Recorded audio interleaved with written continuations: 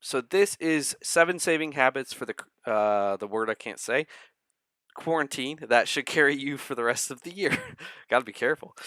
Yeah, so these are pretty good because it kind of talks about like how everyone's buying, it says everyone's buying fewer pants and selling more tops and fewer pants. That's pretty funny. Jigsaw puzzles at the moment are selling a ton because people are all looking for things to do at home.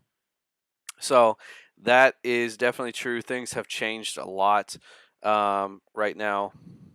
And this person kind of gives some good advice that I thought I would want to share here on things you could do.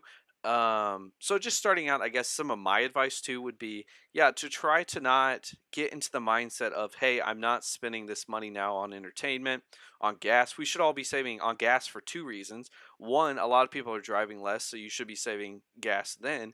But also, two, the gas prices have dropped so much. So there's just lots of different things that you should be saving money on, and you got to be careful not to get into this mindset of, okay, I'm saving so much money now, so on the other areas I can spend more.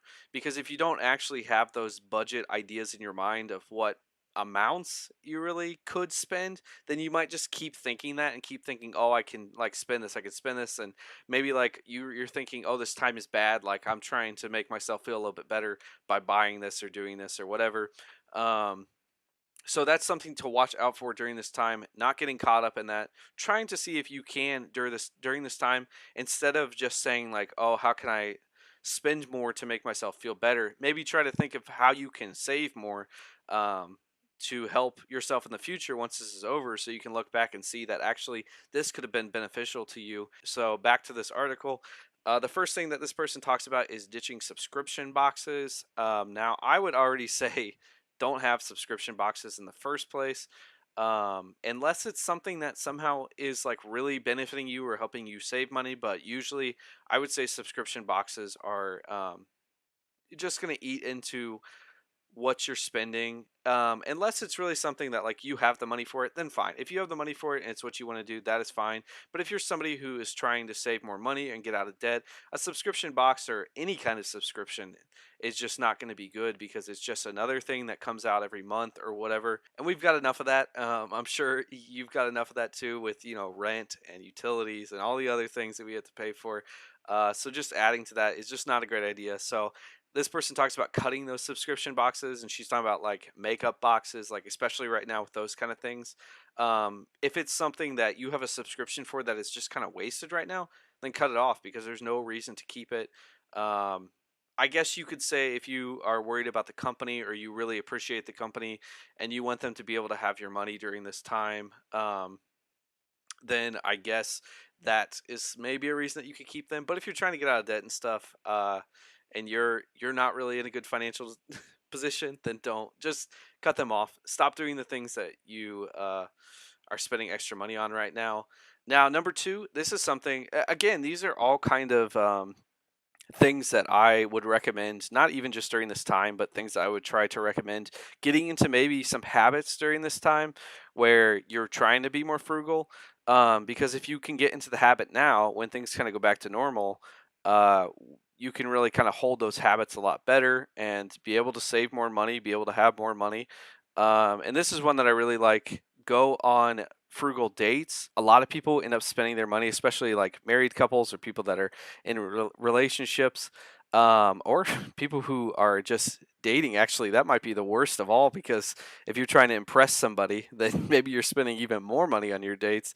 But I know, for like me and my wife, we like to go out and have a date night every week, so that can get really expensive if you're spending a lot of money while you're out. I know something that we've done on our channel is we did a Dollar Tree date night, and it was awesome. It actually ended up being like really fun. We just went to the Dollar Tree. We both had $5 to spend on each other, and we spent it and then came back and showed each other the stuff that we got. So if you haven't seen that video, go check it out. It's Dollar Tree cheap dates, from the Cheapster. It was a really fun time. Like we did it for the video, but it actually ended up being like it was way more fun than just like for the video. Like I would do it again even without doing the video.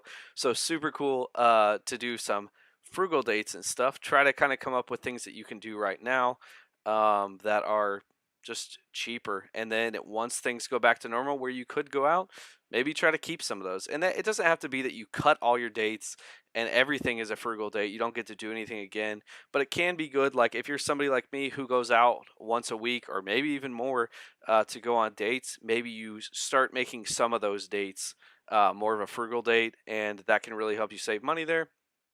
And then three, planning meals. This is one that I'm a big proponent of. We actually just started planning our meals 2 months ago or something. It's been pretty recent. And that's because I always thought of it in terms of, okay, if you plan the meals, like, you're kind of going to plan all these things out. And you might end up spending more when you go to the grocery store because now you're buying for all these meals and it's going to be expensive. And it's much better just to go to the store and just buy some ingredients and then probably forget stuff, but you spend less.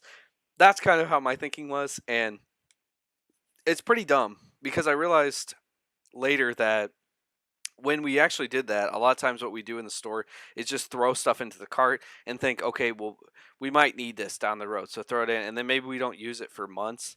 But it actually ended up being much better when we finally started to plan our meals. And of course, this has to be within reason. You can't be like, okay, I'm gonna have lobster dinner on Wednesday, steak dinner on Thursday. Like you can't do that. I mean, unless you have the money for it, fine. But that's not gonna help you save usually.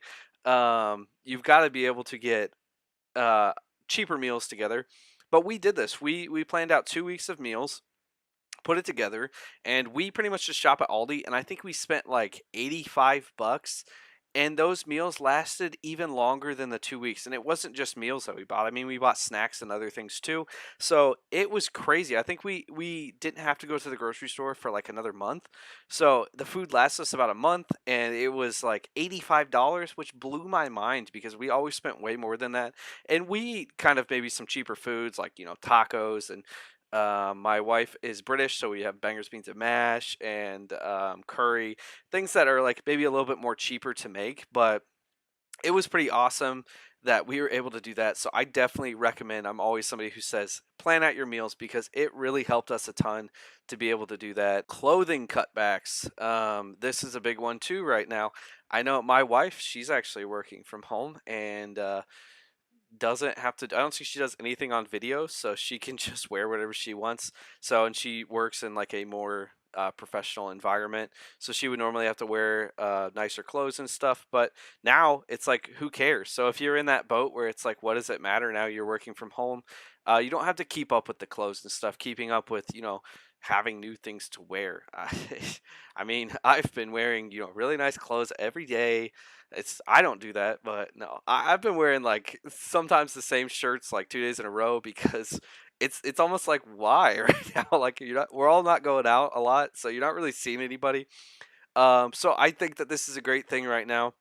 We don't really have to care about keeping up with the appearances at this point. I mean, don't spiral into a like pigsty of you haven't changed your clothes in a week and everything's ripped up and who cares? Like you still want to keep your sanity, get dressed every day and keep your sanity. But right now is definitely a good time to think about being able to just not have to spend the money on the clothes. And who knows how long this is going to go on. So we don't need to keep worrying about that stuff. And I think for a lot of people, that can be a very big expense. I know a lot of people, clothing is one of their biggest expenses. Um, I'm a guy, so that blows my mind because I wear shirts from like American Eagle discounts, Goodwill, like, all those kind of places I can get the best prices on clothes. I really don't care. And I wear them until my wife says, okay, time to stop wearing that. Then I stop wearing it. So I don't fully understand that, but I know a lot of people spend a lot of their money on clothes. So this is a really good time to just cut back on that. So another thing they say too is raise some cash. This is a big thing too that I would say a lot of people are bored at home trying to find things to do, just not knowing what to do. And I think all of us can say that there is something in our closet or attic or basement or whatever it is that we don't need, that we need to sell. So this is a great time to say, okay, now I should finally get into that and find some of those items to separate. So my recommendation would be to get the box out, get a box out, and then just put things in it that you want to sell, and then sell on eBay. I'm an eBay seller, so I love selling on eBay. I think it's great. Shipping can be a little expensive for certain things, but If you have things that are actually worth something, it's great. But you could also use like Facebook groups. I know that's a little bit strange right now during this time because a lot of people might not be wanting to pick things up. But it seems like people still are, especially actually when there are stores closing down and stuff, and it's harder. If you have, especially like a neighborhood group or something, people might be actually more willing to come get it because they're like, okay, I can just drive down the street or walk down the street, pick it up, and come home instead of having to be out, go to Walmart, like, and get something I need. So that can be a good time to do that. But yeah, so definitely checking on some of the things that you can sell, make more money during this time. Again, that takes it right back to the beginning where I said try to use this time as a good time to be able to make more money or save more money or do something that is going to change your life for the better. They also talk about shopping around, which I think this is just a no-brainer. If you're somebody who doesn't shop around, then you should just shop around. Like there's so many different places for better prices, and they're kind of talking about too, like insurance carriers, internet, cell phone, things like that. But everyone is online right now, so shopping around, I guess, is easier because you're not just going into a store picking it up. Like everyone is having to shop online to get stuff. So what's the point of paying something higher if you could find it at a better price? And then they talk about the Amazon habit. This is not something that I actually have. Maybe partially because I'm such an eBay person. I don't actually care a ton about Amazon, which is, I know it's weird. Everyone cares so much about it. But I'm always just like, well, eBay's cheaper. So why buy it on Amazon? But sometimes Amazon is cheaper. But I know a lot of people kind of got that Amazon bug where they're always shopping.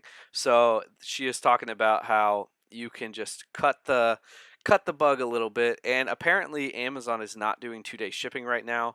I didn't know that, but yeah, I guess she's saying that they're not doing 2-day shipping now. So that's kind of a thing for some people where they would buy because it's like, oh, I can't have it in 2 days. It'll be so great. Like I'll just buy it so I can have it. But you can't even do that, so it's going to come later. So she kind of talks about too filling your cart and then waiting a little bit to make sure that you need those things. So if that's you, if you're one of those people that has the Amazon habit, I guess try to use this time right now to kick that habit and get rid of it. But yeah, that is her list, and I think I agree with all those. I think, again, something that's really important too with this list is not just saying, okay, during this time I'm going to do this. You can start during this time, but I would recommend trying to carry the stuff over. Try to carry over being frugal and saving money between meals, food, and like going out and entertainment and clothes. Those are probably the biggest things that people spend their money on outside of rent and loans, other things like that, car. So those are things to really make sure that you kind of hone in on during this time. Use this time where you might not be spending that much on those certain things to try to find ways that you can keep not spending money. Find cool new things that you like to do that are cheaper. That's just going to help you once this is all over.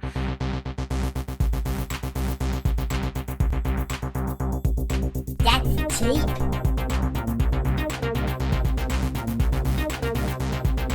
You still haven't subscribed?